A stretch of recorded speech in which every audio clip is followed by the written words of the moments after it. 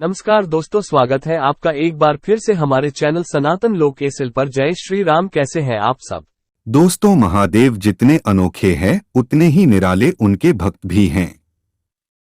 अगर वो अपने भक्त के लिए किसी भी हद तक जा सकते हैं तो उनके भक्त भी उन्हें प्रसन्न करने के लिए कुछ भी करने लगते हैं। आज हम आपको शिव जी के ऐसे ही अजीबोगरीब भक्त के बारे में बताएंगे जो उन पर जल नहीं थूक चढ़ाता था। पर सवाल ये भी उठता है कि आखिर वो ऐसा क्यों करता था? किस बात का गुस्सा था उसे महादेव से? दरअसल ये बात एक शिकारी की है जिसका नाम थिम्मन था। अपनी गुजर बसर के लिए उसके पास शिकार करने के अलावा और कोई रास्ता नहीं था। एक दिन थिम्मन जंगल से शिकार करके लौट रहा था कि तभी उसे एक शिवलिंग दिखाई दिया। उसे देखते ही थिम्मन को बहुत अजीब सा महसूस हुआ और वो भाव विभोर हो गया, क्योंकि थिम्मन जंगल में रहने वाला एक सामान्य शिकारी था, इसलिए उसे पूजा पाठ की विधि नहीं पता थी। थिम्मन शिकार से लौटा हुआ था, इसलिए उसके पास चढ़ाने के लिए मांस के टुकड़े के सिवा और कुछ नहीं था। उसने शिवलिंग को साफ किया और मांस के टुकड़े को उस पर चढ़ा दिया। इसके बाद वो वापस खुशी खुशी अपने घर लौट गया। शिवलिंग पर मांस चढ़ाना थिम्मन की रोज की आदत हो चुकी थी। वहीं दूसरी तरफ शिवलिंग की देख रेख के लिए कभी कभी दूसरे गांव का एक ब्राह्मण भी आया करता था। एक दिन जब वो आया तो उसने देखा शिवलिंग पर मांस चढ़ा हुआ है। ये देखकर वो बहुत हैरान हुआ, लेकिन फिर उसे लगा ये शायद किसी जानवर की करतूत है, वरना कोई इंसान ऐसा पाप थोड़े करेगा। उसने तुरंत मांस हटाकर शिवलिंग को पवित्र करके उस पर जल से अभिषेक किया और वापस अपने घर चल गया। अब थिम्मन हर रोज शिव जी पर मांस चढ़ाता और ब्राह्मण जब भी शिवलिंग पर मांस देखते तो दुखी हो जाते। ब्राह्मण ने सोचते भला कोई जानवर एक हरकत रोज रोज तो करेगा नहीं, फिर कौन है जो ये महापाप रोज कर रहा है?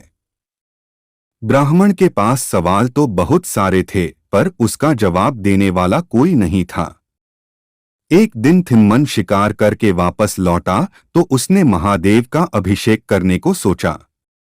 अभिषेक के लिए जल की जरूरत थी और समस्या ये थी कि जल भरा किसमें जाए। आस पास देखा तो उसे जल भरने के लिए उसे कोई बर्तन नहीं दिखा। इसके बाद थिम्मन ने पास में बह रही नदी से अपने मुंह में पानी भरा और शिवलिंग पर अर्पित कर दिया। उसने फिर से मासन चढ़ाया और वापस अपने घर चला गया।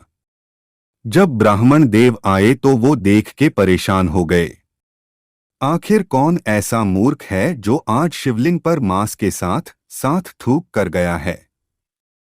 ब्राह्मण परेशान हो गए और शिव जी से पूछने लगे, प्रभु आखिर कौन है ये जो आपको रोज अपवित्र करके चला जाता है? आप मुझे बताएं, मैं उसे सजा दूंगा। तभी अचानक शिवलिंग से एक आवाज सुनाई देती है जो कहती है, ब्राह्मण देव आपकी तरह वो इंसान भी मेरा परम भक्त है। वो एक शिकारी है और वो जो कुछ भी श्रद्धा से मुझे चढ़ाता है मैं उसे स्वीकार कर लेता हूं। अगर आपको भी उसकी अनोखी भक्ति के दर्शन करने हैं तो जाकर झाड़ियों के पीछे छुप जाएं और फिर जो हो उसे अपनी आंखों से देखे। ब्राह्मण झाड़ियों के पीछे जाकर छुप गया। तभी कुछ देर में वहां वो शिकारी आ गया। थिम्मन ने देखा शिवलिंग की एक आंख से खून बह रहा है। उसने कुछ जड़ी बूटी लगाई पर खून की धारा बहना बंद नहीं हुई।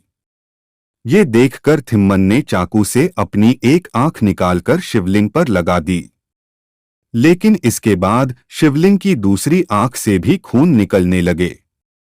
थिम्मन ने चाकू निकाला और अपनी दूसरी आंख काटकर शिवलिंग पर लगाने का सोचा। वो ऐसा करने ही वाला था कि तभी शिवलिंग से महादेव प्रकट हो गए।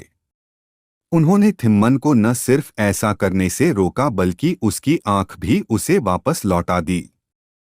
भगवान भोलेनाथ ने उसे ये आशीर्वाद दिया कि सारे संसार में लोग तुम्हें कन्नापा नयनार के नाम से जानेंगे और तुम मेरे परम भक्त कहलाओ। झाड़ियों के पीछे छुपा ब्राह्मण सब कुछ देखता रहा और उसकी आंखें भर आई।